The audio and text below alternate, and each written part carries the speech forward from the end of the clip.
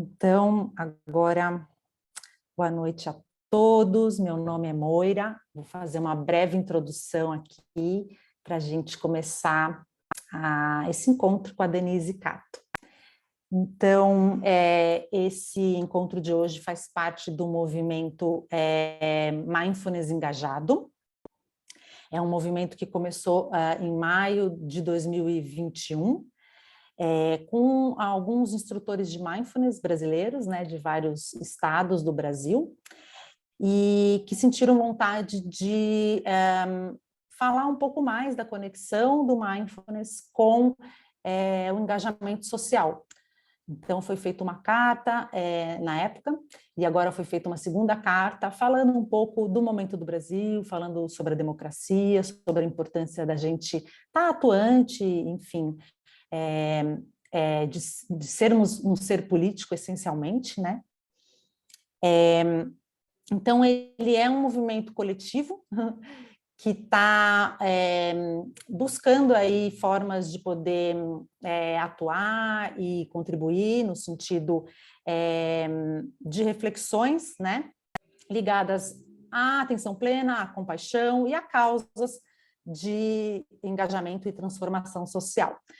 Quero convidar todos a acompanhar aí, né, através do Instagram, também temos um grupo de WhatsApp, qualquer coisa estou à disposição, e a ideia é cada vez agregar, né, mais ações para a gente poder pensar juntos aí nesse movimento. Então,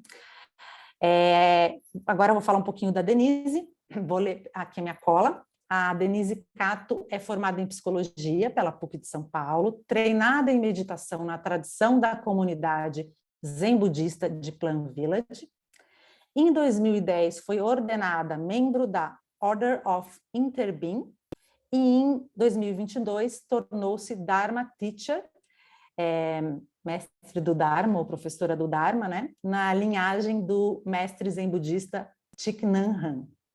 É instrutora de Mindfulness certificada pela Breathworks, do Reino Unido, e Respira a Vida, da Espanha. Trabalha com meditação terapêutica focada em saúde emocional e cuidados paliativos. Além de ser uma amiga, de ser uma pessoa muito querida, de liderar a Sangha, né, aqui em São Paulo, do Thich Nhat Hanh, há mais de 10 anos, né, Dê? Então, a gente está muito, muito feliz com, enfim, essa participação, você ter aceitado esse convite. Muito obrigada, é um presente para nós. E agora é com você. Obrigada. Muito obrigada, Moira. Boa noite a todos. Estou extremamente feliz por estar aqui. Queria começar agradecendo muito ao movimento Mindfulness Engajado e principalmente a Moira pelo convite. Eu queria expressar aqui minha gratidão para a Moira, porque ela foi uma das pessoas que me apoiou muito, muito, muito quando eu comecei a trabalhar como instrutora de Mindfulness. E uma alegria imensa aqui. Muito, muito obrigada, Moira. E agradecendo muito também a todos vocês, a todos da Sangha também. Estou vendo aqui sangas de muitos lugares do Brasil, estou com o coração assim super quentinho, também vendo colegas instrutores de mindfulness que eu gosto tanto e admiro tanto, então muito, muito obrigada mesmo pela oportunidade. E, bom, vamos lá, eu vou compartilhar os slides.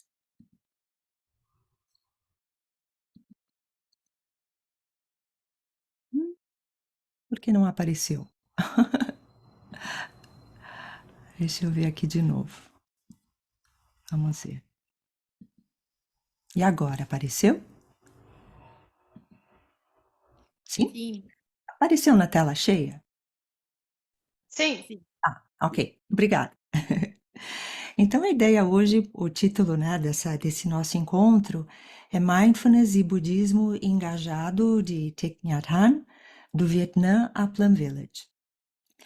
E a ideia aqui hoje, quando eu estava conversando com a Moira sobre o que a gente poderia falar, eu sempre fico assim, sempre fica na minha cabeça como muitas vezes o Thich Nhat Hanh, ou o Thai, como a gente costuma chamá-lo, porque Thai significa mestre ou venerável em vietnamita, ele é super conhecido aqui no Ocidente, mas geralmente ele é conhecido muito pela contribuição que ele fez pela disseminação de mindfulness no Ocidente. Então, por muitos livros, muitas palestras, mais recentemente, tantos vídeos que nós conseguimos ver no YouTube com ele, os ensinamentos, enfim, ele teve um papel muito importante tornando mindfulness algo bem acessível, bem palatável, para que as pessoas pudessem realmente entender um pouco mais o que era não só mindfulness, mas também o budismo. Só que muitas vezes assim as pessoas olham, né, veem imagens dele e costumam ver aquele mestre zen mais idoso, de fala mansa, que caminha devagarinho, né? E se esquece um pouco, ou talvez nem saiba, de toda a juventude, de tudo que ele passou, de tudo que ele viveu, de tudo que ele fez na juventude dele, né? Então, eu acho que a ideia hoje é mostrar um pouquinho para todo mundo esse Tai que foi um verdadeiro revolucionário, que também teve os momentos de rebeldia na juventude dele, quer dizer, um mestre que também foi jovem, que também teve os momentos, as crises, e passou por tantas coisas tão difíceis que fizeram com que depois ele pudesse incentivar realmente uma prática mais leve, uma prática tão amorosa. Acho que assim, a maioria das pessoas, quando se referem a ele, costumam dizer, né, que ele é um mestre tão amoroso. Amorosidade é uma palavra que é muito frequentemente ligada a ele. Mas da onde vem tanta amorosidade? Da onde vem tanta leveza da prática dele, né? Tem um motivo para isso ser assim, né? E acho que a ideia é mostrar como que ele conseguiu transformar tanta coisa, né? Uma pessoa que passou por tantas coisas difíceis, que teve aí uma atuação de um grande guerreiro dentro da prática, dentro do movimento do budismo engajado, e como literalmente ele conseguiu transformar lixo em flores, né? Lama em lótus. Então, vamos lá.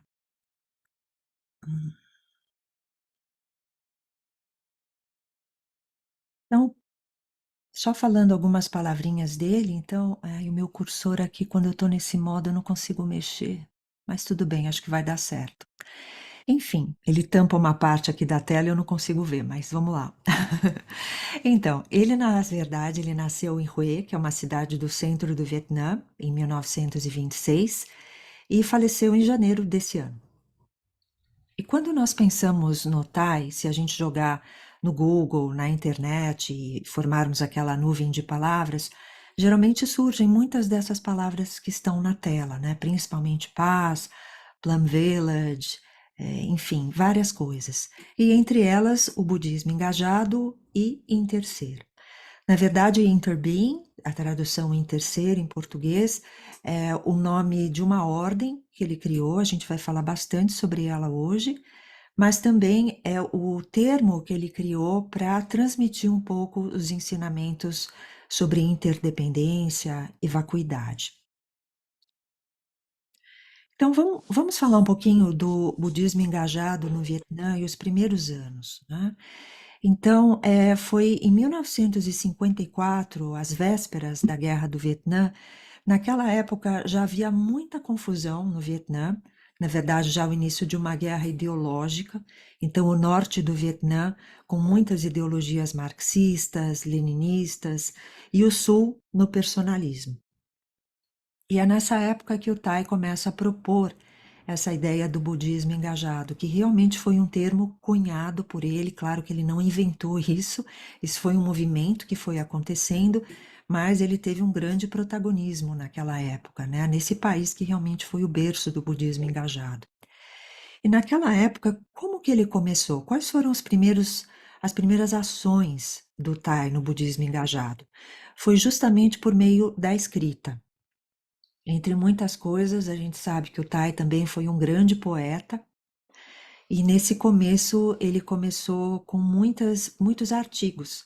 Naquela época, os budistas não tinham um canal de televisão ou uma estação de rádio para poder disseminar os ensinamentos ou as suas ideias. Então ele começou a escrever artigos para vários jornais e publicações vietnamitas. E esses artigos, eles eram muito focados às comunidades rurais. Naquela época, havia muitos problemas econômicos e o governo não supria muito bem isso. Então, os primeiros esforços do budismo engajado, já antes da guerra, tinham a ver com esse papel bastante social mesmo. Então, ele começou a desenvolver vários assistentes sociais que pudessem estar ajudando em escolas, começando em educação mesmo, para ensinar as crianças a lerem, escreverem, noções de economia doméstica para as famílias, política, né? E naquela época, e apesar dele ter cunhado esse termo budismo engajado, ele mesmo falava que se não é engajado, não é budismo. Porque se a gente pensa no budismo, tenho certeza que isso, né, é muito familiar para todos vocês do movimento Mindfulness engajado, o budismo tem muito disso. A gente tem uma ação de bodhisattva, de que não é uma prática só para nós, uma prática para nossa tranquilidade, para nossa paz e conhecimento interno, mas a gente faz esse trabalho interno para poder levar isso para todos os seres. Então, o grande engajamento já está dentro do próprio budismo, que tem essa missão, digamos assim, essa aspiração de aliviar o sofrimento de todos os seres. E quando ele começa com todas essas ações sociais, ao mesmo tempo que isso vai ajudando muito o país, isso também começa a incomodar bastante o governo, né? Então, aí, um ano depois, começa a Guerra do Vietnã e o Thai começa a ter um protagonismo ainda maior. Então, ele começa a ter uma influência bem marcante, bem no meio do fogo cruzado da guerra.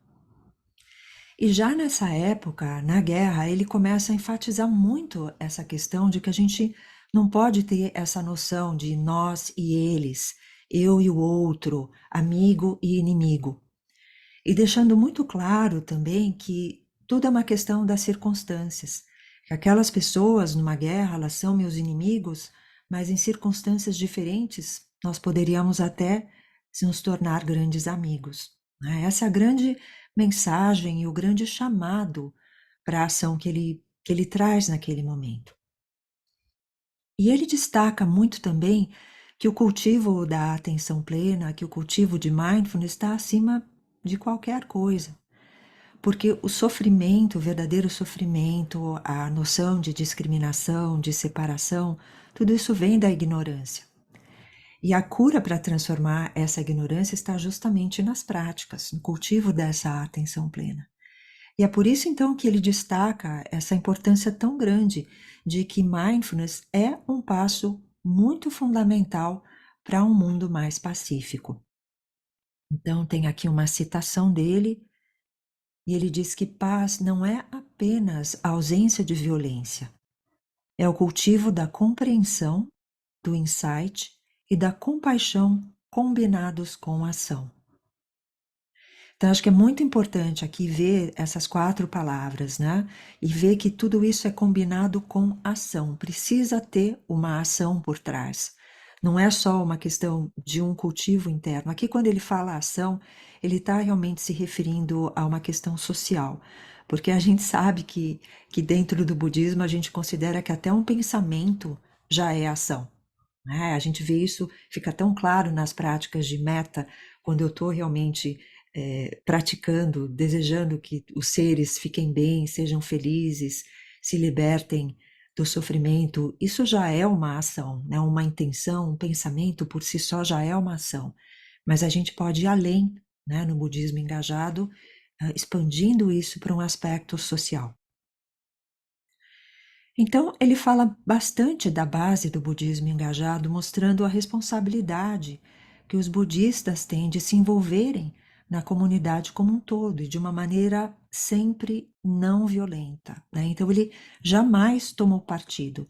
E é por isso que ele acabou, de certa forma, criando problemas em todos os lados, porque ele falava para o norte que ele né? Não era comunista, então o norte o considerava anticomunista, e ele falava para o sul, né, que ele não era comunista, enfim, era uma situação muito delicada para ele, né? E ele tem aquela famosa citação em que ele fala: Eu sou do centro. Né? De certa forma ele não estava mentindo, porque realmente ele nasceu no centro do Vietnã, independentemente de qualquer questão política.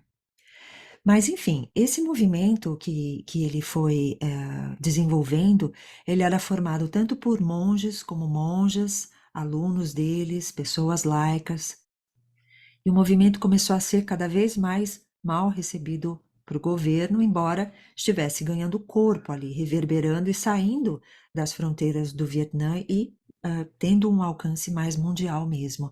E no mundo a gente também tem esse outro termo, que não é apenas o budismo engajado, mas um sinônimo, talvez, que seria o budismo aplicado.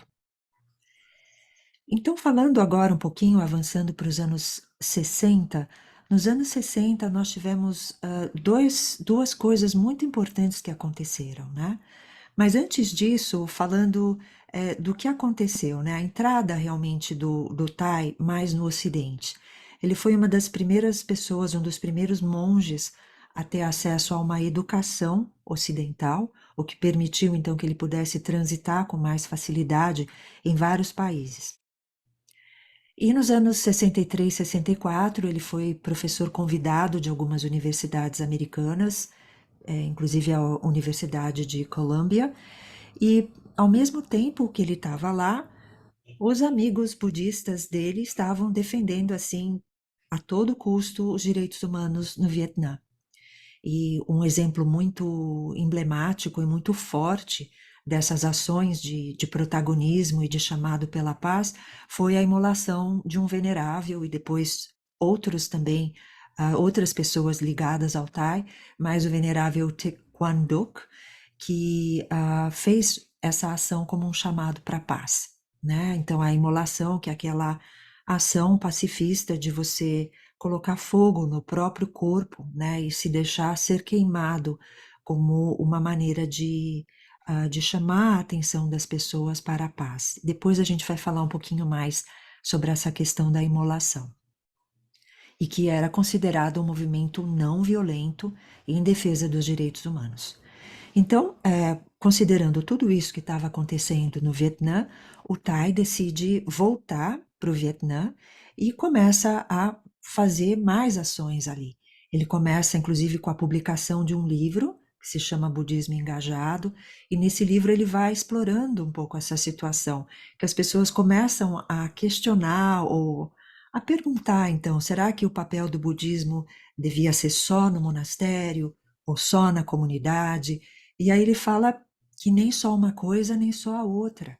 Existe lugar para tudo, né? A prática ela tem que acontecer no monastério e na comunidade, né? Tanto no monastério físico, né? Nos centros de práticas, e se a gente for pensar também no nosso próprio monastério interno, a nossa prática interna e na comunidade. Então, falando muito dessa questão da ação, que envolve tanto uma questão contemplativa da prática interna, mas também do social. E nessa época ele também funda uma editora, ele também foi o principal editor de várias editoras e publicações. E nessa época ele também funda uma universidade em Saigon, né, a Universidade Van Ham, mas talvez as duas grandes ações que eu acho que são os grandes marcos da vida do Thai no movimento do budismo engajado aconteceram de 64 a 66. E aqui eu destaco também o nome dele, Han. Em vietnamita, Han significa ação, né? Então, quando a gente fala Thich Nhat Hanh, Thich seria venerável, mestre, e Han, ação. Então, vendo como quando um monge é ordenado, o nome que ele recebe é o nome da grande aspiração dele, né? E ele foi ordenado quando ele tinha 17 anos. Então a gente pode imaginar como essa aspiração tão forte já estava viva dele, assim, desde menino, né? Desde criança. Então, quais são essas grandes ações? Uma delas foi a formação de uma escola para jovens assistentes sociais.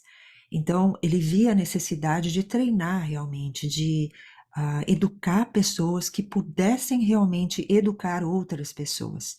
Então, como a gente falou, né? Então, pessoas que pudessem entrar nas escolas, ensinar as crianças a ler, a escrever e também ter acesso a vários outros conteúdos, a economia doméstica, a agricultura, também ajudando aquelas famílias que tinham tão poucos recursos a poderem realmente plantar alimentos para poderem se alimentar.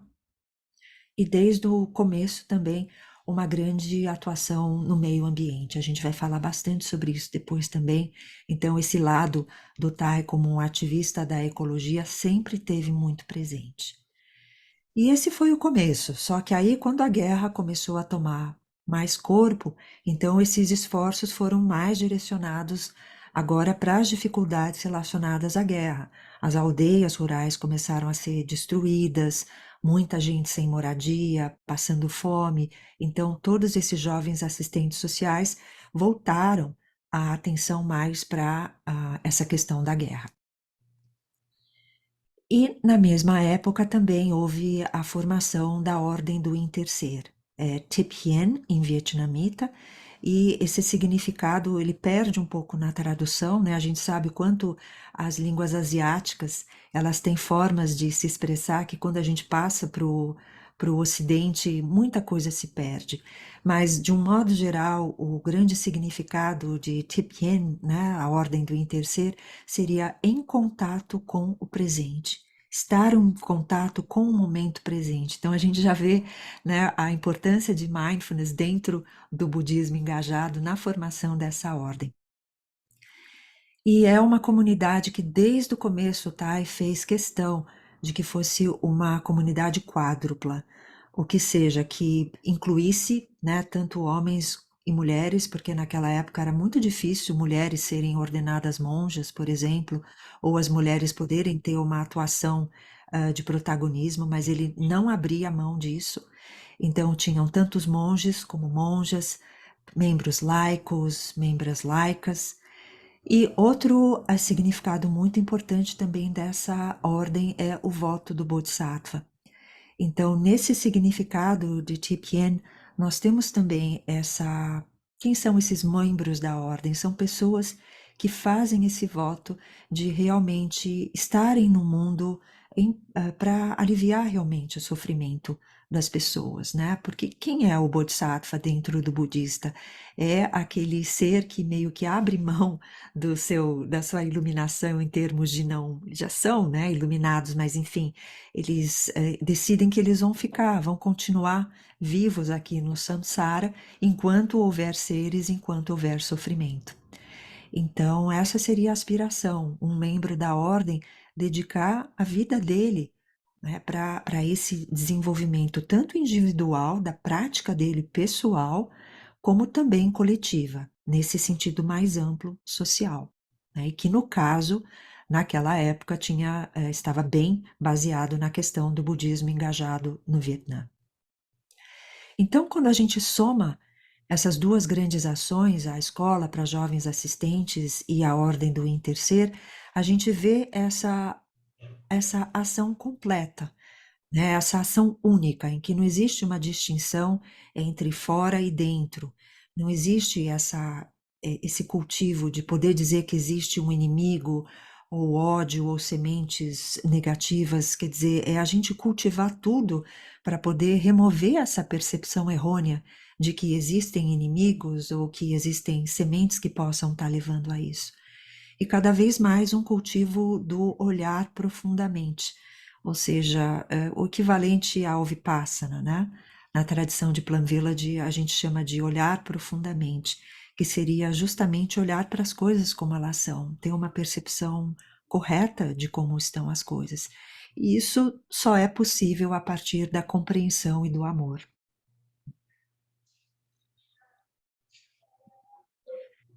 Então, qual que era o espírito da fundação dessa escola, né? Então, naquela época, então, o Tai ele começou a pensar que o governo não estava dando conta, ou talvez não estivesse dando a devida importância, e ele falou: olha, nós não precisamos esperar pelo governo, nós podemos agir agora. né? Então, como a gente falou, ele foi ajudando a reconstruir as aldeias bombardeadas e ele treinou mais de 10 mil assistentes sociais, ajudando mais de 10 mil órfãos naquela época. Então, isso é budismo engajado, né? Uma coisa que ele sempre destacou muito é a nova geração. Sempre, sempre, sempre deu muito valor aos jovens, que ele achava que era muito importante criar uma comunidade que tivessem os jovens ali, entendendo todos esses fundamentos, né? Ele percebeu isso desde o início, que para isso ter continuidade, era sempre muito importante ter isso no jovem. Então, ele, desde o começo, com um papel bastante revolucionário, com uma posição pacífica incondicional, de jamais, jamais tomar partido em conflito, independentemente do que aconteça. E quem acompanhou a vida dele sabe como a vida dele foi assim recheada de dificuldades, de horrores, de muitas coisas que aconteceram, mas ele jamais tomou partido. E também deixando essa mensagem muito clara de jamais retaliar se alguém maltratasse. Só que essa postura dele acabou levantando muitas suspeitas, né, do governo, porque achavam que tinha alguma coisa estranha, né? É uma coisa que eles não estavam acostumados a lidar dessa maneira. E ele acabou sendo vítima de muitos ataques, né? Não ele pessoalmente, apenas mais as pessoas que os ajudavam, os assistentes sociais, os monges, sequestros, horrores da guerra, ou seja, todo o espectro de Dukkha, né, de A a Z. Então, aqui uma foto do Thai bem jovem lá no Vietnã, numa aldeia rural, e ele ensinando as crianças de uma escola, e nesse quadro negro a gente vê os versos, na verdade, do Sutra do Coração, né? Do Cântico do Sutra do Coração. Então, já mostrando como desde aquela época ele fazia questão de ensinar as crianças a importância da compreensão e do amor. Ele costuma sempre dizer, né, que amar é compreender, é compreender, a compreensão como berço de tudo isso. E falando um pouquinho da ordem do Interser, então, na verdade, quem se torna membro da ordem se compromete a praticar 14 treinamentos, né? Esses 14 treinamentos, na verdade, eles são um desdobramento dos 5 treinamentos ou dos 5 preceitos, como a gente costuma falar no budismo em geral, e com esse propósito de ter um cultivo de compreensão, de amor, dessa energia de bodhicitta, essa mente do despertar, essa energia de motivação realmente de bodhisattva, de aliviar o sofrimento dos outros e de ter essa ação maior no mundo. Então, a prática, no caso, né, de cultivar essa paz e felicidade no momento presente, é cultivar essa capacidade de transformação. O Tai, ele tem um gata, um verso em que ele fala momento presente, momento maravilhoso, e aí a gente para pensar, como assim, né? Momento presente, momento maravilhoso. Ele está lá no meio da guerra, né? Com quantas tragédias acontecendo, como que ele pode falar em momento maravilhoso? Se é possível ter um momento maravilhoso se a gente souber como fazer essa transformação. E a prática é para isso, para poder transformar essas adversidades e ao mesmo tempo, né? Desejando isso para todas as pessoas, né? Essa prática realmente da compaixão, do destemor. Então, acho que isso pode trazer para nós uma reflexão um pouco, talvez essa pergunta de como esses movimentos de hoje podem ser o budismo engajado do Thai, né? Que dizia naquela época, olha, da gente não tomar partido, de não revidar, né? E talvez a gente tenha um pouco de inspiração disso, que vem já daquela época, de tanto tempo atrás, e poder ver como que a gente lida com isso no nosso dia a dia. Em várias instâncias, políticas, sociais, como que a gente pode talvez se inspirar e ver, é possível a gente fazer isso sem revidar, sem violência, né? Não apenas a violência física, mas também verbal, na forma como a gente se dirige, como a gente coloca um post no Instagram, ou seja, tudo isso, né? Eu acho que tem a ver com a fala amorosa, a maneira como a gente, o que que a gente está regando no fundo. A nossa causa, a nossa, digamos, o nosso chamado, ele pode ser muito verdadeiro e talvez muito necessário, mas acho que lembrando disso do Tai, que a maneira como a gente expressa isso é fundamental também, né? E lembrando que a nossa felicidade ela é interdependente. Então, na noção de interser, de interdependência, é lembrar que não existe uma separação entre eu e outro, todos nós intersomos. E quando a gente fala nisso, né, não existe separação, eu sou você, você é eu, muitas vezes a gente pode cair naquela ideia um pouco romântica, né? Ah, que lindo, é o amor, somos todos. Não é isso. É isso, mas a gente não pode cair só nisso, né? É perceber que é uma coisa muito maior, né? É o princípio realmente da vacuidade, em que não existe essa separação. Então não tem como eu ter um inimigo, porque como eu vou ser inimigo de quem, né? Se nem existe o outro, nem daria para ser inimigo para começar. É uma pena que não dá para a gente explorar esse tema, né? Esse tema é super complexo, mas só para deixar muito claro que quando ele fala de interser, ele não está falando dessa história, né? Eu e você vamos dar as mãos e não é isso, né? É de uma outra coisa que ele está falando. Eu estou vendo a Maíra aqui na tela, acho que ela vai ficar feliz de ver esse slide da irmã Chankon. E eu acho que não dá para a gente falar de budismo engajado sem falar da irmã Chankon, que assim, a gente poderia ter uma palestra só sobre ela mereceria isso.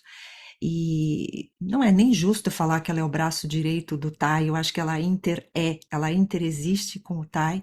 Ela foi uma das primeiras alunas, uma das primeiras monjas a serem ordenadas por ele e uma pessoa extraordinária, né? Ela tinha uma vida muito privilegiada, uma educação excepcional e ela simplesmente, assim como o Tai, né? Ela abandonou tudo para realmente se dedicar, uma verdadeira bodhisattva. E até hoje ela é diretora de programas humanitários desde os anos 60. Ela teve um papel também fundamental na Escola de Jovens Assistentes Sociais, também treinando milhares de assistentes nas áreas mais devastadas. Essa mulher, assim, era uma verdadeira Kshitigarbha, né? Que entra, assim, nos lugares mais sombrios e mais apavorantes do mundo para salvar os seres.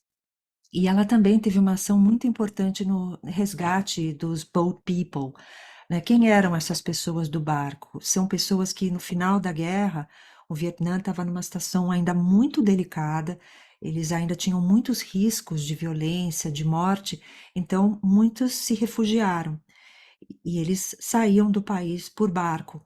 E os assistentes sociais do TAI ajudaram muitas dessas pessoas a poderem ir para outros países, enfim, chegarem em terras mais seguras. E ela foi fundamental também nesse processo. Ela também foi presa por circular cópias de livros do TAI. Houve uma época em que segurar ou ler um livro do TAI, você podia ser preso, né? E ela circulou, assim como muitos desses boat people saíram do Vietnã levando livros do Tai, né? O que foi assim, foram tesouros que eles puderam levar para preservar um pouco coisas que talvez naquela época ninguém tinha garantia de que os livros, que os ensinamentos do Tai poderiam ser disseminados. Pode ser que morressem ali no Vietnã, né? Então foi um grande ato de coragem. E ela também até hoje ajuda na captação de recursos e já ajudou mais de 14 mil órfãos no Vietnã. Então, a gente está falando aqui de ações de muito destemor, de muita coragem, né? Eles eram jovens, eles tinham todo aquilo, né? Aquilo no sangue, nas veias, né? E só que isso tem um preço, né? Tudo isso que eles fizeram teve um preço a pagar, porque durante 1966 e 67 o Tai começou a fazer muitas viagens para os Estados Unidos, para muitos países, fazendo realmente esse chamado pela paz. E quando ele uma vez tentou voltar de uma dessas viagens para o Vietnã, ele foi considerado persona non grata e foi aí que começou o exílio dele por 39 anos.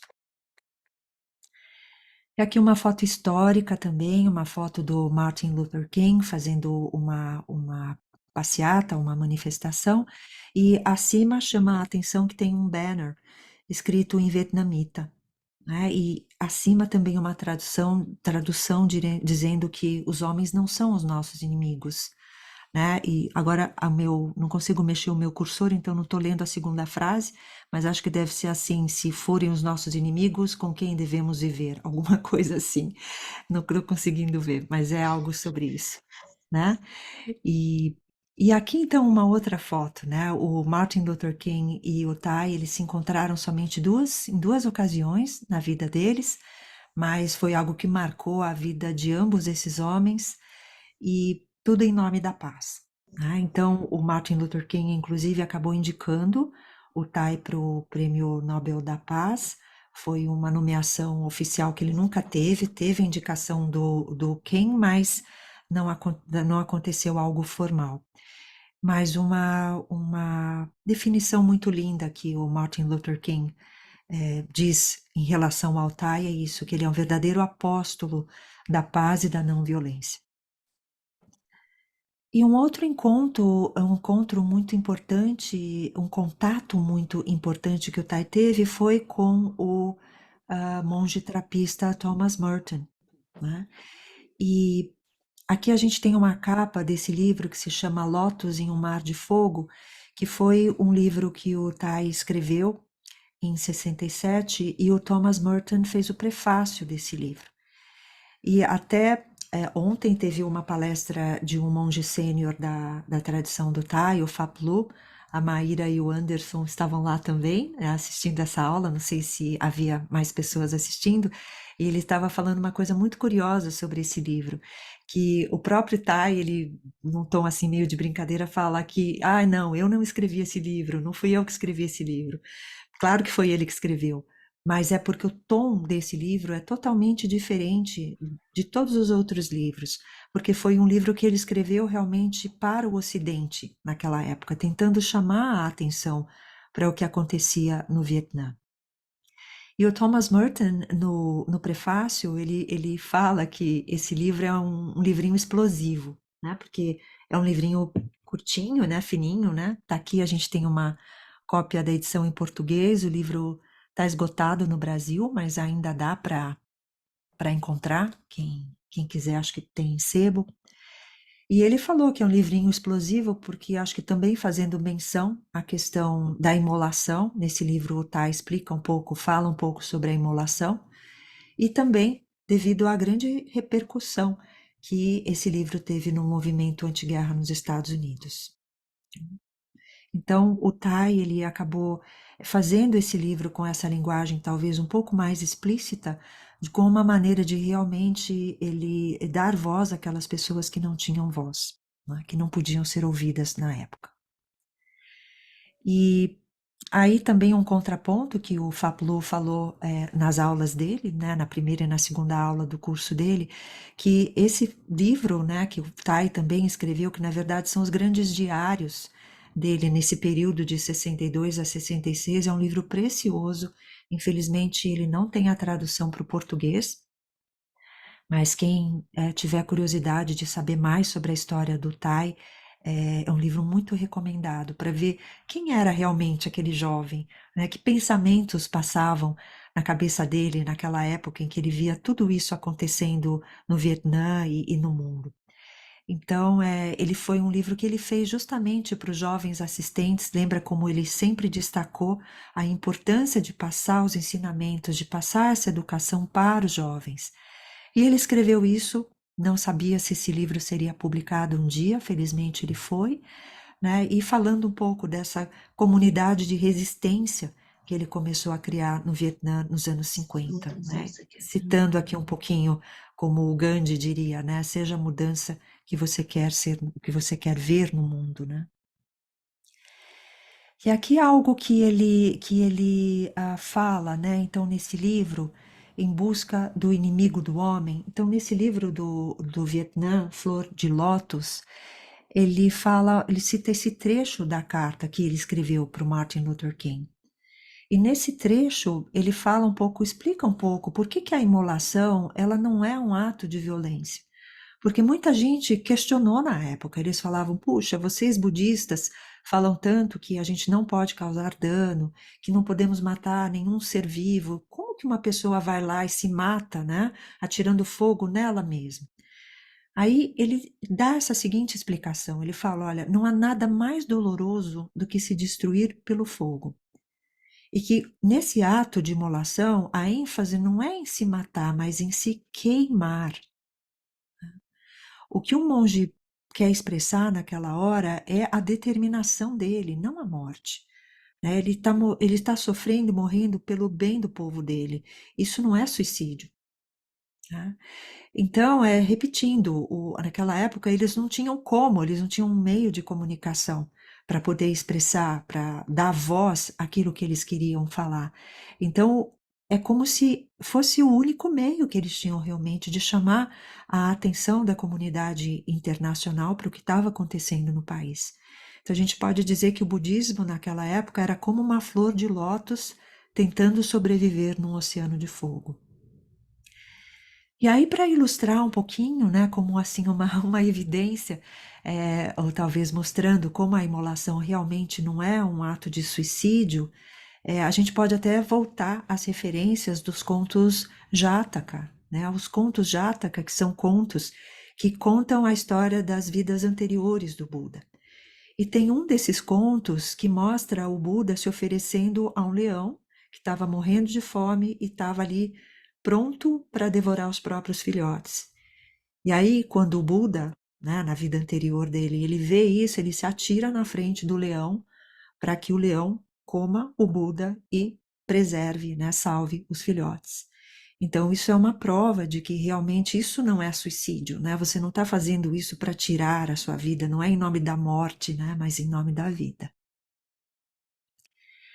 Então, aqui, né, esse trecho, né, o homem não é inimigo do homem, e eu pus aqui porque eu acho que é uma citação muito importante, muito emblemática, né? O inimigo do homem não são os homens, mas a intolerância, o ódio e a discriminação. Estes são os verdadeiros inimigos do homem, não o próprio homem. Não destruam o homem, mesmo em nome do homem. Destruam, eu lhes peço, os verdadeiros inimigos do homem, que estão presentes em toda parte, em nossos próprios corações e mentes.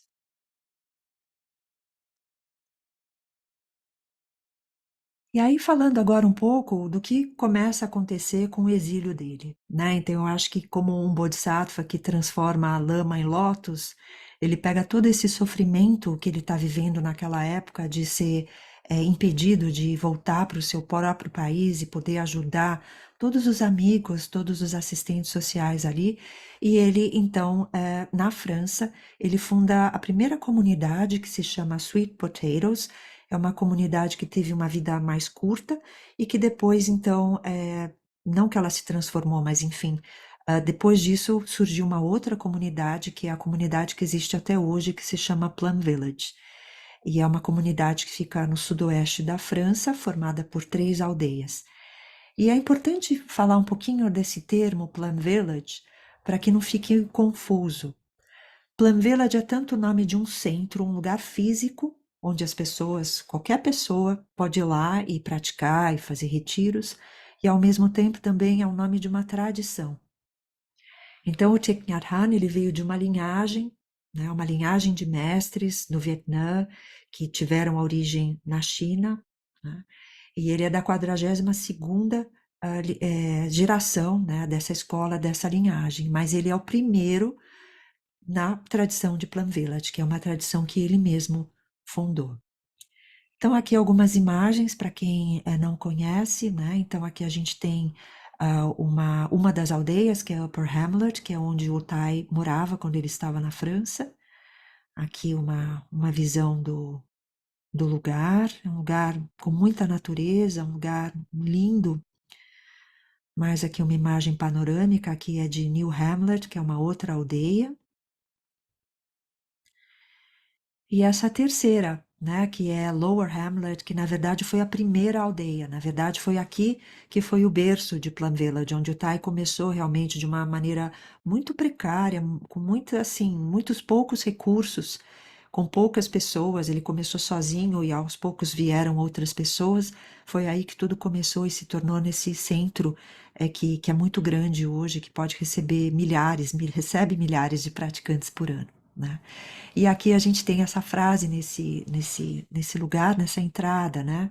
Ele reforçando essa necessidade da gente escutar bem e de olhar bem, enfatizando a importância, né, daquilo que ele sempre fala, que amar é compreender.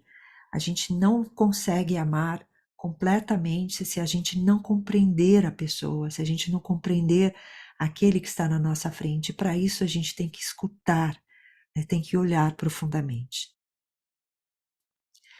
Aqui a imagem de uma das salas de meditação, aqui uma outra sala também. E aqui, não espero que ninguém leia, né? Eu sei que está muito pequenininho, eu só tirei isso do site de Plum Village para dizer que esse centro ele foi tendo ramificações e hoje a gente tem centros em vários países do mundo, vários nos Estados Unidos, temos também na Alemanha, na Tailândia, em Hong Kong também, e recentemente também 2 centros na Austrália. E aqui falando agora um pouquinho dessa questão da percepção, né? Da percepção incorreta, da percepção errônea e da importância da percepção correta e que nos permite realmente chegar a esse insight do interser. Então, o budismo engajado, voltando ao tema, ele tem essa aspiração de uma verdadeira mudança social e dessa libertação de dukkha, dessa insatisfatoriedade, do sofrimento. Então, só que para isso, para o budismo engajado, para a gente realmente, se a gente realmente quer praticar o budismo engajado, não é só uma questão de sair fazendo coisas por aí. A gente precisa compreender de fato. Se é budismo engajado, tem que entender o que é, compreender o que é realmente o interser, saindo dessa percepção incorreta que nós temos, né? Então aqui o Tai tem uma citação que ele fala que ele fez essa citação em 2009, né? Então antes, né, de 9/11, enfim. Então imagina como tinham muitas daquelas questões, esses temas do terrorismo na época. E ele fala: aeronaves e bombas não podem acabar com o terrorismo, não podem remover as percepções errôneas. Somente a fala amável e a escuta compassiva podem gerar informação para que as pessoas possam corrigir sua percepção errônea. Então, a gente vê aqui, né, quando a gente fala da importância de mindfulness, concentração e insight, se a gente realmente quer praticar o budismo engajado. Então, nesse sentido, se a gente para pensar, a percepção correta é por si só um esforço de paz. Por si só já é um esforço de paz, né? Se a gente quer ser pacifista, né, tem que ter essa percepção correta, já é o primeiro passo, né? Então, o medo, o ódio, a violência, todos eles nascem dessas percepções errôneas, né? E para ter paz, a gente tem que transformar isso. Só dessa maneira pode haver uma verdadeira comunicação, né? Só dessa maneira a gente pode ter uma paz verdadeira. Então aí entra realmente o papel da meditação, o papel da prática. E falando então na prática, mostrando na nossa vida diária que o budismo engajado, para nossa felicidade, ele não está restrito a questões nobres, né? Questões de grande repercussão humanitária, de salvação, quer dizer, claro que é maravilhoso quando é possível que o budismo engajado tenha esse alcance, mas o budismo engajado é aquilo que a gente pratica no nosso dia a dia. Quando a gente está escovando os dentes, quando a gente está dirigindo o carro, quando a gente está no supermercado, né? Aí acho que também muito cuidado nessa hora, porque quando instrutores, né, instrutores de mindfulness falam, puxa, mindfulness pode acontecer a qualquer momento, né? Quando eu estou lá tomando banho, quando eu estou conversando, etc e tal, né? Tudo bem, tudo isso é mindfulness, mas lembra que para ser budismo engajado, o que é importante? Tem que ter uma ação ali, uma resposta ao que quer que esteja acontecendo aqui e agora no mundo. Tem que ter essa qualidade também. né? Então, hoje em dia, saindo um pouco do contexto da guerra do Vietnã e agora vindo para o nosso mundo como ele é hoje, né? Aquecimento global, problemas no ecossistema, falta de comunicação, suicídio, depressão, conflito, divórcio. Quando a gente vê as quatro nobres verdades e o Buda fala de dukkha, quais eram os principais temas, né? Doença, velhice e morte, que continuam absolutamente atuais, né? E sempre serão enquanto nós existirmos, mas quantas outras coisas, né? Acho que assim a lista de dukkha's está aumentando dia a dia, né? Então tem muito aí, muito espaço para ativismo e budismo engajado. E para isso, claro, a gente tem que estar muito consciente do que acontece no nosso corpo, nas emoções e no ambiente, né? Então, isso é budismo engajado, é realmente a gente poder corporificar esse nosso potencial de Buda, esse potencial de Bodhisattva, lembrando e voltando para o verdadeiro significado do nome da ordem do Interser, que é estar em contato com o momento presente, numa ação de Bodhisattva.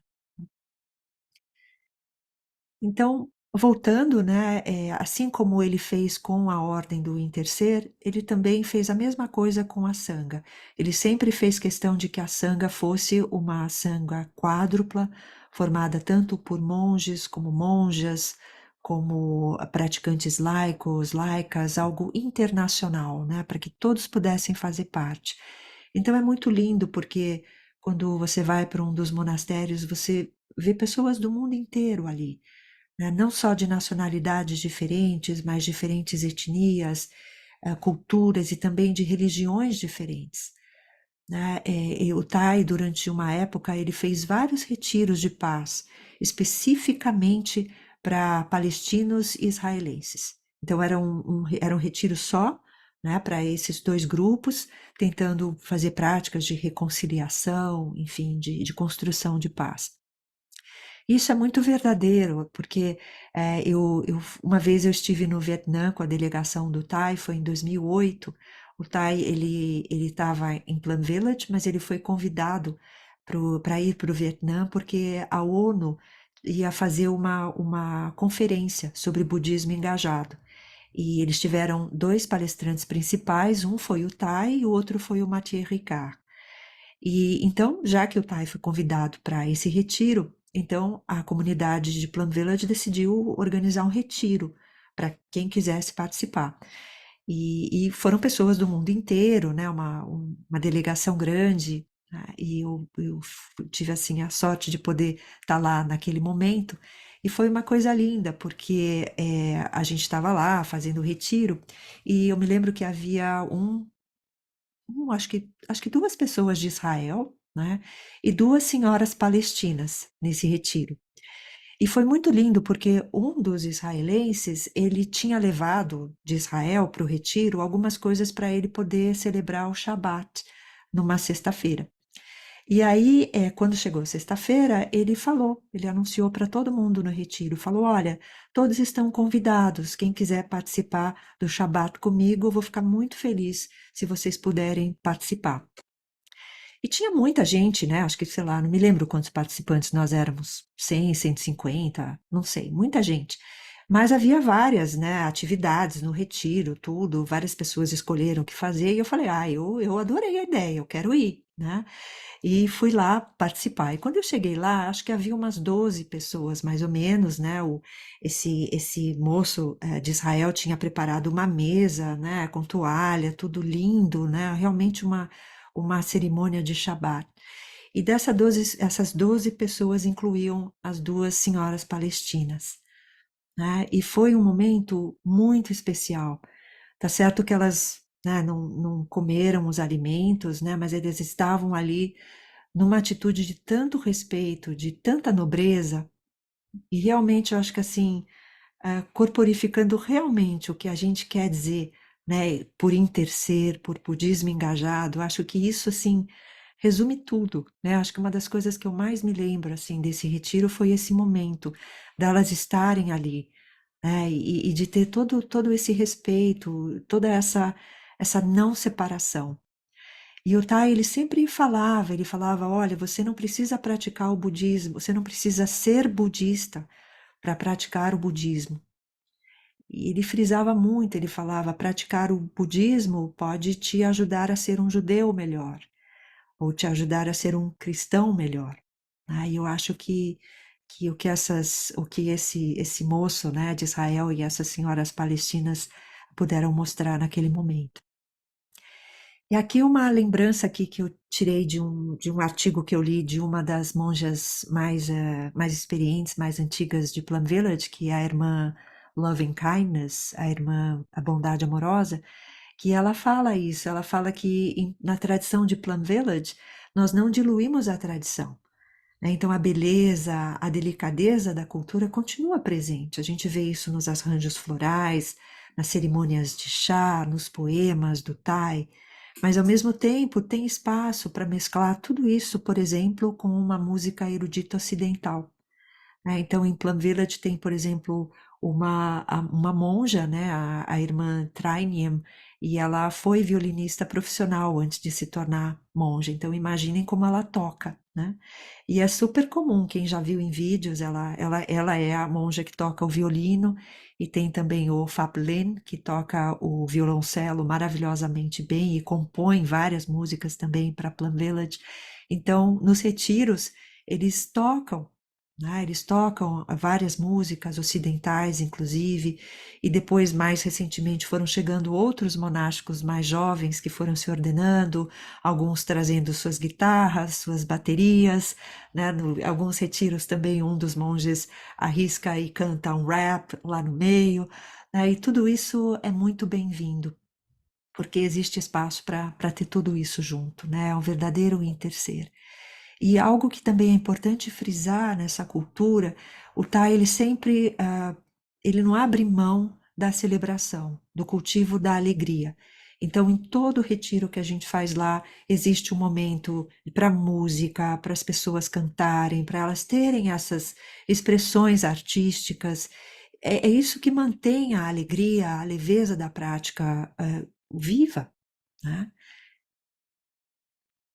E aí, falando um pouquinho desse poema, que também tem tudo a ver com Interser, que é o poema Me Chamem pelos Meus Verdadeiros Nomes, né? E aqui à direita eu coloquei a capa do livro, Call Me by My True Names, que é um livro de poemas do Tai, e esse é o poema chefe, digamos assim, porque é um dos mais famosos. E é onde ele realmente passa essa mensagem que amar é compreender. E esse poema, eu acho que ele resume muito bem, né, a questão do interser, da interexistência e de como tudo que acontece na vida tem realmente a ver com causas e condições. Então, a pessoa que eu sou hoje, a pessoa que o outro é, tem tudo a ver com as causas e condições que nós vivemos, né, até hoje. Então, ele cita, é um poema longo, então não coloquei o poema inteiro aqui, mas para dar um pouco a ideia do poema, para quem não conhece, ele dá, por exemplo, esse exemplo da libélula, né? Que ele fala, eu sou uma libélula, né? E eu tô lá, né, feliz, alegre, leve, e de repente vem um sapo e engole a libélula, né? E a gente pode pensar, nossa, que sapo malvado, né?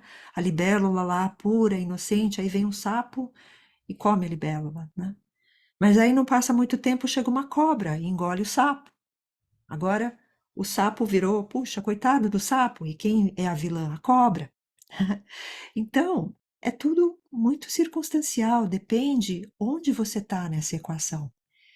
E aí ele dá, ele fala alguns versos que eu acho que talvez sejam os mais fortes e impactantes do poema, que foi realmente o que fez uma situação verdadeira, que fez com que foi a inspiração para ele escrever esse poema.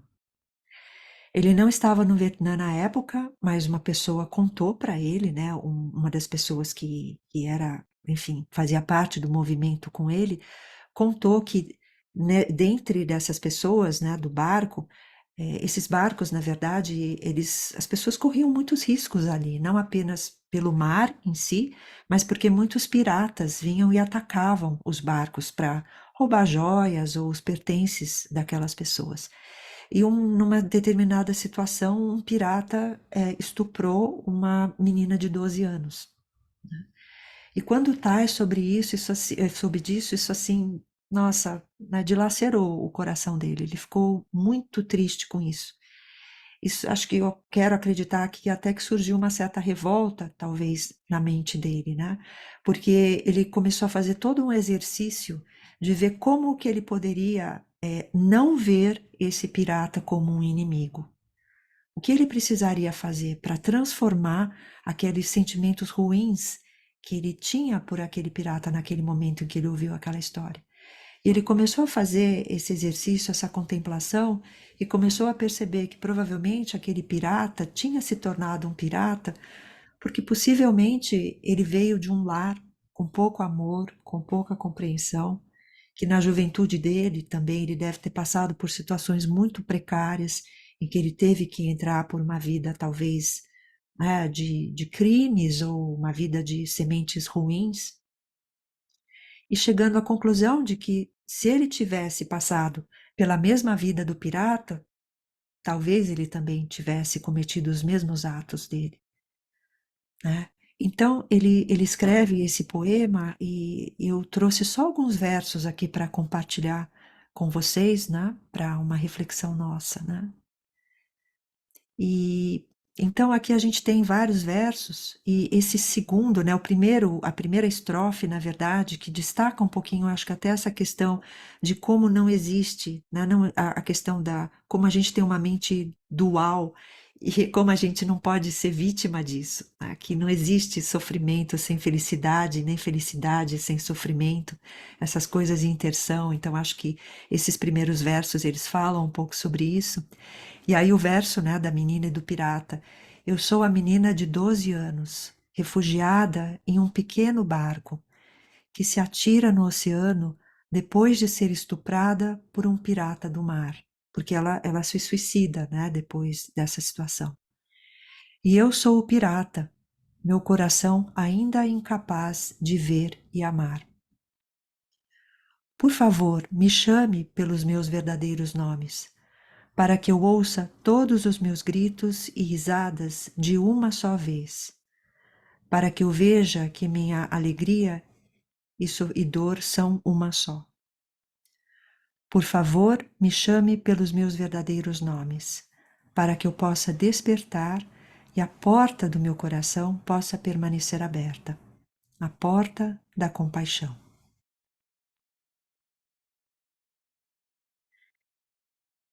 E aí o Tai resume um pouco isso falando: quando você se dirigir a mim como venerável Nyathan, responderei sim. Quando você me chamar pelo nome da criança que foi estuprada, também responderei sim.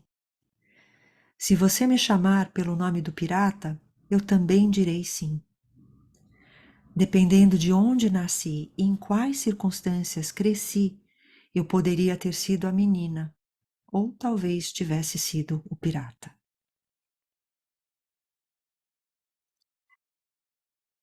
E aqui, expandindo um pouco mais, né, sobre a questão do budismo engajado, e como eu falei no começo, que o Tai sempre teve uma preocupação muito forte com a ecologia.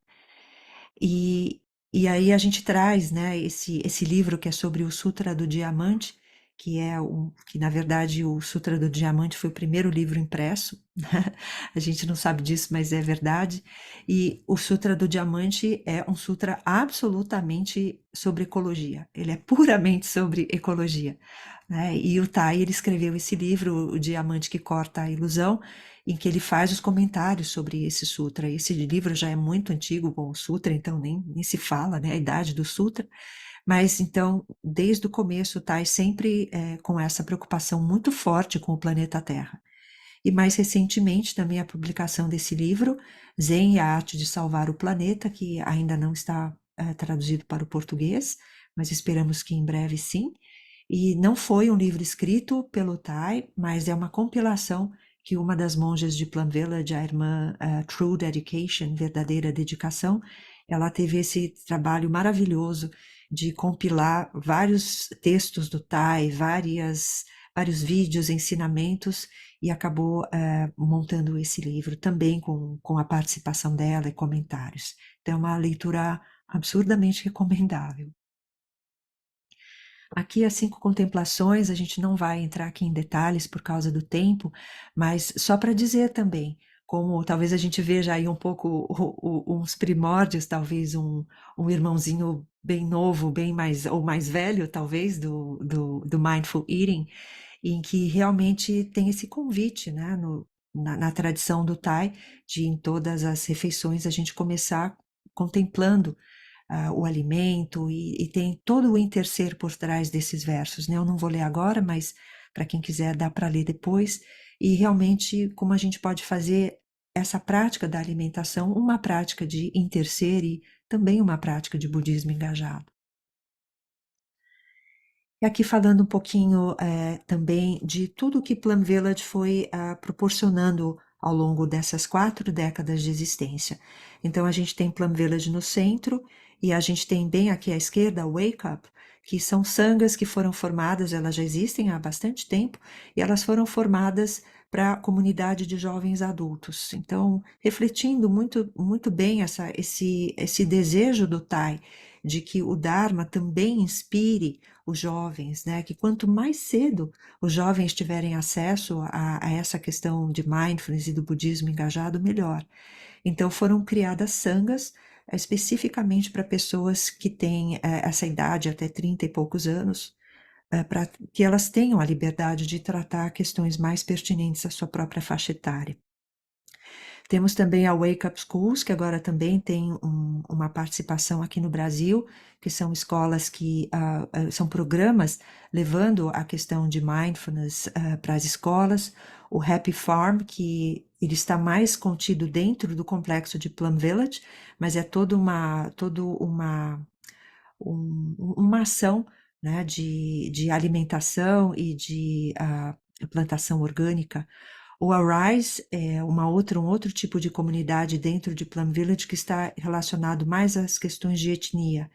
Então, principalmente a comunidade BIPOC nos Estados Unidos, né, de Black Indigenous People of Color, e que também tem sanghas de que participam pessoas dessas culturas, raças, etnias, também para discutir questões, compartilharem, né, questões relacionadas a isso. E muitas pessoas às vezes questionam, falam, puxa, mas isso não é uma questão, né, de separação, né? A gente está dividindo, então agora sanga para isso, sanga para aquilo. Não, existem, continuam, as sangas elas são abertas a todos. É importante dizer isso, que as sangas em geral, e existem centenas de sangas no mundo inteiro, elas são abertas para absolutamente todas as faixas etárias, todos os grupos, tudo, né? Mas também existem sangas para lidar com esses temas e até para terem uma proposta de budismo engajado. Elas têm projetos envolvendo essas questões. E aqui deixei para o finalzinho, mas porque eu quero dar um super destaque também, são os Guardiões da Terra, que não sei se eu posso dizer se é o capítulo brasileiro ou se é o braço brasileiro, né, do Earth Holders aqui, e a gente está com a Maíra aqui assistindo, e a Maíra depois, se quiser falar mais sobre isso, vai ser super bem-vindo também, né? E que está muito ligado, então, a essa questão da ecologia, com projetos e uma preocupação muito forte do budismo engajado nessa questão do ativismo ecológico. Então, para tudo isso, né, se a gente fala que a lista de dukkhas foi ampliando, foi crescendo, e os motivos para a gente ser ativista hoje em dia só aumentam, então o Tai fala que um Buda não é suficiente, né? Salvar o nosso planeta requer um despertar coletivo. Então, só o nosso despertar individual não basta, né? Não adianta a gente ficar, o monge ficar quietinho lá no monastério dele, eu, você ficarmos em casa na nossa almofada. Isso é muito bom, mas isso é parte da equação, né? Então, a gente precisa desse despertar coletivo, a gente precisa se unir para isso, e é por isso que um Buda não é suficiente.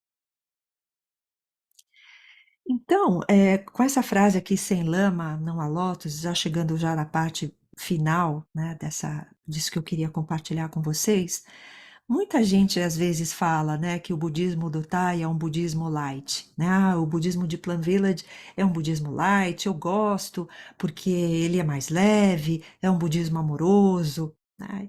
E é verdade, eu acho que é mesmo, é um budismo mais leve, é mais amoroso, né? Mas isso não faz com que ele deixe de ser profundo, ele é muito profundo, como todas as tradições budistas, né? Não é diferente. Aqui eu coloco, né, que é como se fosse uma flor de lótus surgindo em um mar de fogo, né? Quando a gente pensa no Tai, e ele realmente foi uma pessoa que vê a importância da leveza, da alegria e da amorosidade, justamente porque foi uma pessoa que sofreu muito, que sentiu na pele o sofrimento, literalmente na pele. Então, ele mais do que ninguém viu a importância de que se ele quer que as pessoas pratiquem, isso tem que ser acessível para as pessoas.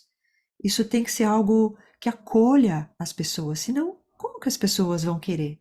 Né? As pessoas já sofrem muito, a gente precisa abrir essa possibilidade para que as pessoas realmente possam ver o que está por trás disso tudo e fazer essa transformação. Então, acho que o grande recado, assim, eu acho que por trás dessa apresentação é para mostrar que aquele, né, aquele monge mais velhinho, que fala suave, que anda devagarinho, né, que dentro dele tem aquele jovem revolucionário, né, que não se conformava com as injustiças do mundo e que sofreu muito, muito, muito. E justamente porque sofreu tanto, percebe a importância de valorizar a beleza do mundo. E aí, citando também uma coisa que o Phap Hai falou no curso dele, né? Que o Tai, ele falou uma vez isso para eles: não tente encontrar o equilíbrio entre a vida contemplativa e a vida engajada, pois não há separação, né? Então, aquela coisa de você falar, puxa, então eu vou ficar, o que que eu vou fazer? Eu vou ficar na floresta, né, ali meditando, e daí eu fico ali meditando um pouquinho, consigo essa paz interior, e aí sim eu estou pronto para ir para a minha vida de praticante engajado, de mindfulness engajado. Né? Não é isso. Né? Eu sei que parece óbvio o que a gente está falando, mas muitas vezes a gente esquece que, que não é bom e nem é possível, talvez, ter essa separação. Né? E aí o Tai fala isso, que a gente tem que aprender a perceber quando estamos agindo somente a partir da ação do nosso pensamento. Porque muitas vezes a gente age só pela ação do nosso pensamento, né? E aí a gente pensa, será que isso é engajado? Se é só baseado no nosso pensamento, né? Onde tem que entrar, né? O amor, a compreensão. Então, como que a gente faz isso, né? Aí o Tai deixa essa dica: seguir a respiração, desfrutar de cada passo, viver em comunidade, ver os irmãos e irmãs caminhando, se alimentando. De alguma maneira, o contemplativo e o engajado se tornam um.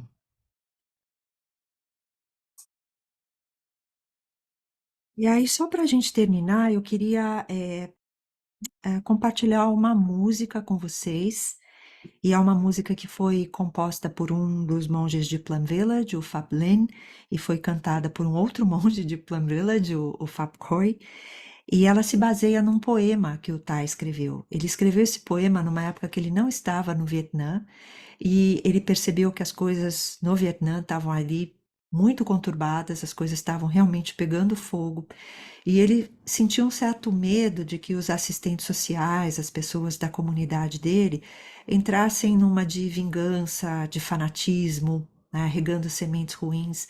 Então ele escreve um poema para esses amigos dele, né? E eu vou ler um trecho desse poema, é um poema longo, então eu vou ler só um trecho, e aí depois a gente escuta essa música. Essa música ela está em inglês, ela está com legendas em português, e para quem quiser, a gente pode respirar, talvez junto, e escutar isso como uma meditação. Então, o poema se chama Recomendação, e ele diz o seguinte: prometa-me, prometa-me agora, enquanto o sol está sobre nossas cabeças. Prometa-me, mesmo que te derrubem com uma montanha de ódio e violência, mesmo que te pisoteiem e te esmaguem como um verme, mesmo que te desmembrem e removam suas entranhas. Lembre-se, irmão, lembre-se, o homem não é nosso inimigo.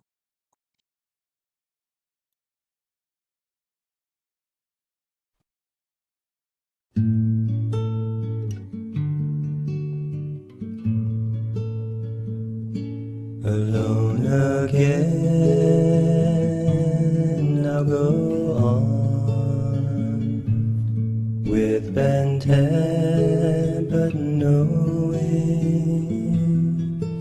the immortality of love, and on the long rough road both sun and moon will shine. Promise me this day, while the sun is just overhead, even as they strike you down with a mountain of hate and violence. Remember, brother, man is not our enemy. Just your pity, just your love, invincible, limitless. Hatred will never let you face the beast in man. And one day when you face this beast alone, your courage intact, your eyes kind, out of your smile will bloom a flower, and those who love you will behold you across 10,000 worlds of dying and birth. Alone again, now go on with bent head, but knowing the immortality of love, and on the long rough road both sun and moon will shine, lightening my way.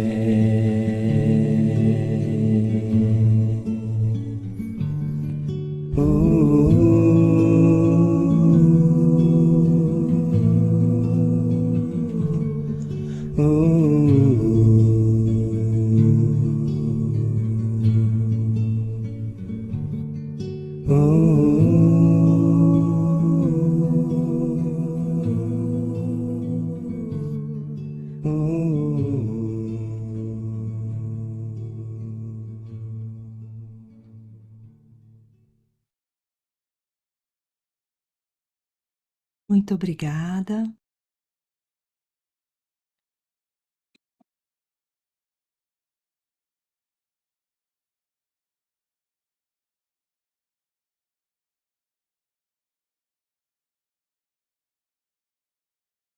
Obrigada. Foi meio longo, né? Desculpem.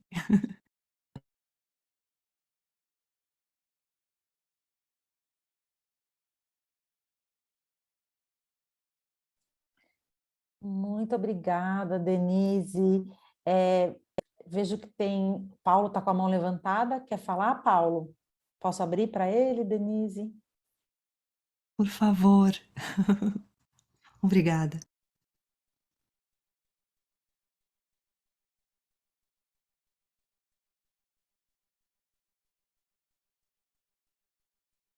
Primeiramente, muito obrigado por compartilhar conosco sua vivência, sua sabedoria. E eu gostaria de trazer uma ressonância, uma reflexão a partir da sua aula e, de repente, escutar mais um pouquinho sobre isso, pegando aquele poema do Tais sobre o pirata. Quando ele nos ajuda a distinguir, né, assim, o pirata do ato do pirata, né? Do sujeito e de todas as condições que levaram aquele sujeito a fazer aquele ato, do ato em si. O ato continua sendo algo que tem consequências graves, não é? Um estupro é um ato que tem consequências graves. E a compaixão, inclusive, pode incluir isso, né? Assim, a percepção de que um sujeito que está apto a uma ação tão dolorosa e vai enfrentar consequências tão graves, você pode, inclusive, ter compaixão por esse sujeito. Ainda mais, né? Tanto quanto pela menina que foi estuprada. Ao passo que a ação de procurar abrigo em outro país tem determinadas consequências, e a ação de um estupro tem outras. E ele não deixa de olhar para isso, imagino eu, né? Nem a tradição budista, nem o próprio Thai. E a minha pergunta, tendo em vista que um dos preceitos é o não tomar partido, eu entendo que o não tomar partido é não entrar nessa dualidade, nessa separação dos inimigos que são aptos a determinados atos, né? E nós, as pessoas boas, que que somos bonzinhos e que não praticamos esses atos, né? Então, não cair nessa armadilha. Por outro lado, você colocou o quanto que Thai se indigna com as injustiças e vai para a ação. Então, a minha pergunta a gente está num momento muito específico e a comunidade laica do Mindfulness Engajado acaba de publicar uma carta tomando partido contra determinadas ações e não contra sujeitos específicos, entendendo que essas ações têm consequências. E nesse momento específico que estamos vivendo, às vésperas de eleições, nós tomamos partido porque precisamos disso, de nos posicionar politicamente e escolher quem estará à frente do executivo, do legislativo e assim por diante. E, óbvio, respeitando a escolha de todo mundo, um grupo toma partido e coloca que mindfulness é incompatível com determinados atos que vêm sendo implementados no país. Então, eu queria te ouvir um pouquinho sobre esse posicionamento político dentro de uma comunidade de mindfulness laica e como que você entende que Thai e a comunidade de Plum Village, que engloba tanto comunidade monástica quanto comunidade laica, vê esse posicionamento político não como uma inimizade a fulano ou beltrano, mas como um posicionamento claro contra determinadas ações, atitudes que têm consequências. É isso.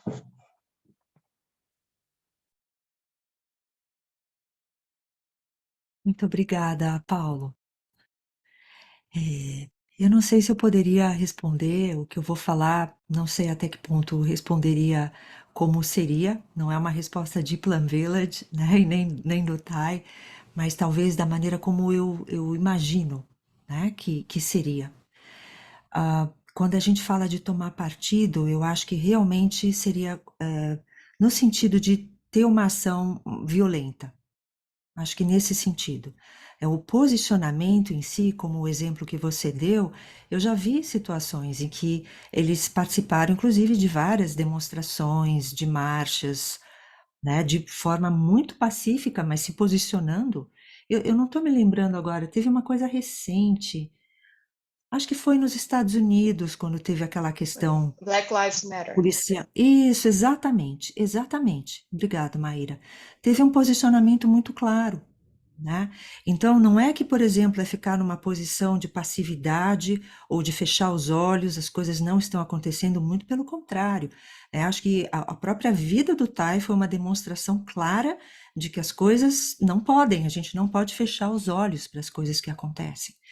né? Então, acho que quando eu quis dizer de não tomar partido, é no sentido de uma forma violenta e também no sentido, como você deixou claro, né, que o movimento aqui não está dizendo, determinando, olha, temos que votar em tal candidato ou coisa assim, né? É uma ação com outro escopo.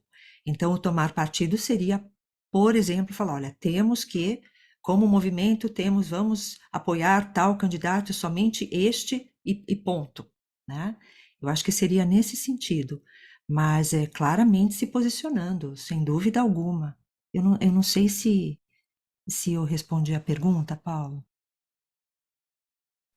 No caso, meu questionamento vai muito nessa direção de estamos às vésperas de eleições e decidiremos um voto, né? E a comunidade, algumas pessoas da comunidade se pronunciaram no sentido de que determinado candidato, nesse momento, representa ações que são muito danosas. Então, nós nos posicionamos contra a eleição desse projeto. E isso é um posicionamento claro, explícito, nesse momento em que teremos que escolher, pelo voto, algumas ações que virão, né?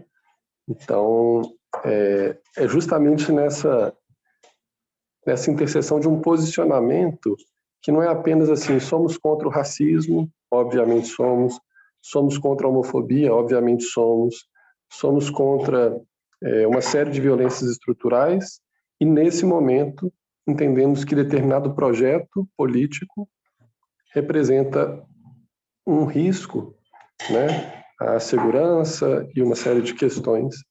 Então, sem fazer uma apologia ao ódio ou à violência de uma forma pacífica, mas sem deixar também de dizer com todas as letras sobre esse posicionamento que ele é político de fato.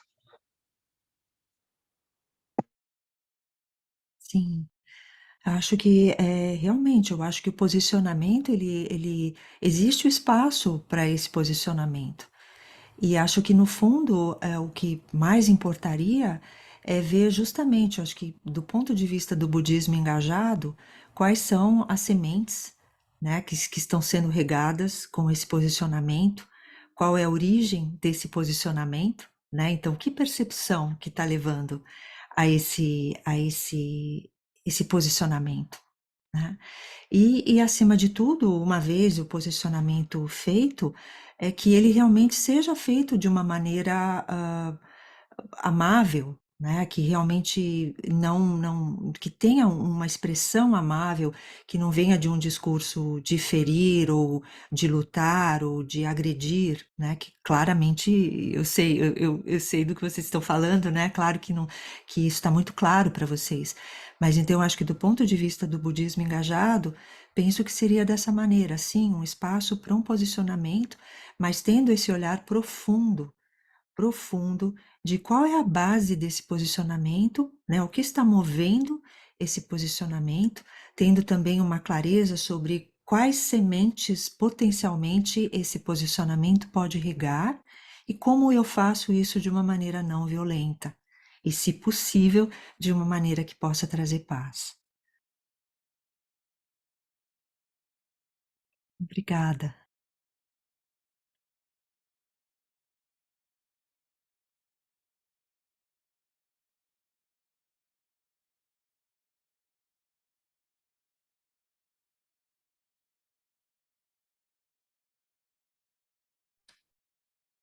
Denise, queria aproveitar a oportunidade para te agradecer, que aquela hora eu passei rapidinho, né, para quem estava com a mão levantada, que era o Paulo. Sinto que foi um presente para a comunidade, tanto laica quanto da Sangha, faço parte das duas, né? E queria também agradecer muito a Elair, que sempre tem ajudado aí voluntariamente a fazer a arte dos posts. Enfim, esse é um movimento que é coletivo, né? E todo mundo contribui como pode. E deixar novamente o convite para quem quiser, da forma que quiser, né, se juntar. A gente está no começo, então todas as contribuições são bem-vindas, tanto de ideias quanto ações, enfim. quanto regar essa semente, né? Fortificar sustentar essa energia, que é um movimento coletivo, é sempre um grande desafio, né? E eu acho que, acima de tudo, a gente está na busca, né? A gente vai, muito provavelmente, errar em algumas situações, acertar em outras, mas a busca eu acho que é o mais importante. Então, queria deixar essa fala e obrigada novamente.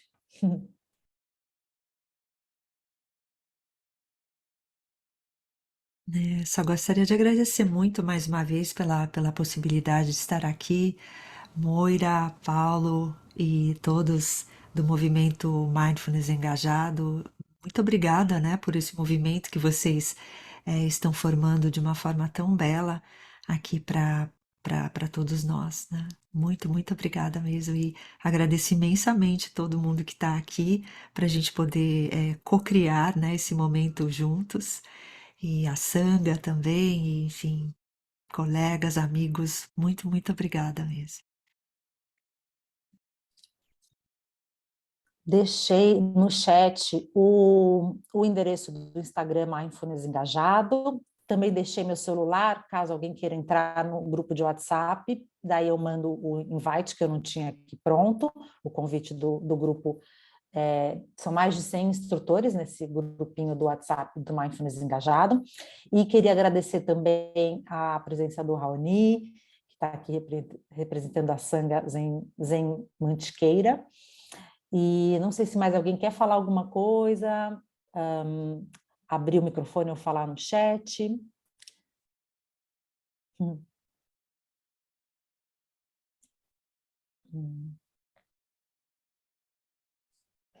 Boa noite. Eu quero deixar para vocês a minha felicidade em ter ouvido Denise fazer essa trajetória de Plum Village que nós fizemos juntas, né, em 2012. Foi, sim, muito emocionante para mim rever tudo isso, os lugares, os cantinhos. Eu estou muito, muito grata, muito feliz. Obrigada, Neguinho.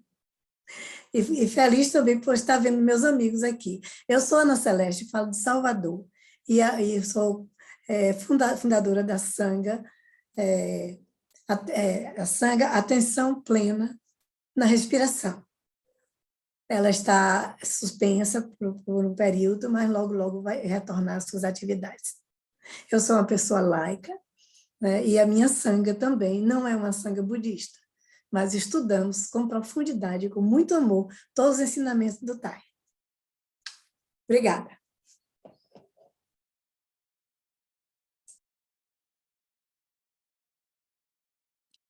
Posso só falar uma última coisa?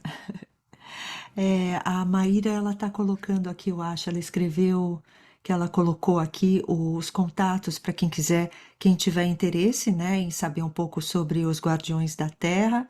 Ela colocou aqui um link também, se procurar colocar, acho que Guardiões da Terra no Instagram, acho que deve achar também.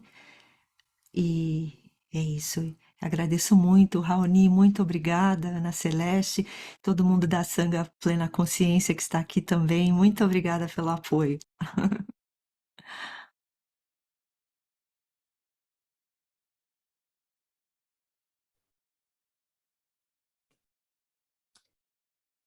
Bom, muito obrigada novamente. Então, dê uma olhada no chat. Qualquer coisa, também estou à disposição, né? Depois, se lembrarem, se tiverem alguma dúvida, não conseguiram anotar, meu e-mail está, acho que a maioria de vocês tem, eu estou à disposição, tá bom? E não sei, Denise quer finalizar ou finalizamos juntos? Por favor, Moira. Ai, que bom, que alegria, né, ter essa experiência nessa quinta-feira aqui em São Paulo, chuvosa. Realmente, para mim foi um presente, imagino que para todos nós. Enfim, que o encontro de hoje seja mais assim uma semente aí para esse movimento, e que esse movimento também, né, expandido, né, em outros movimentos, em outras ações coletivas e individuais, que a gente possa estar juntos aí nessa busca. Gratidão. Obrigada a todos. Muito, muito, muito obrigada, Denise. De coração.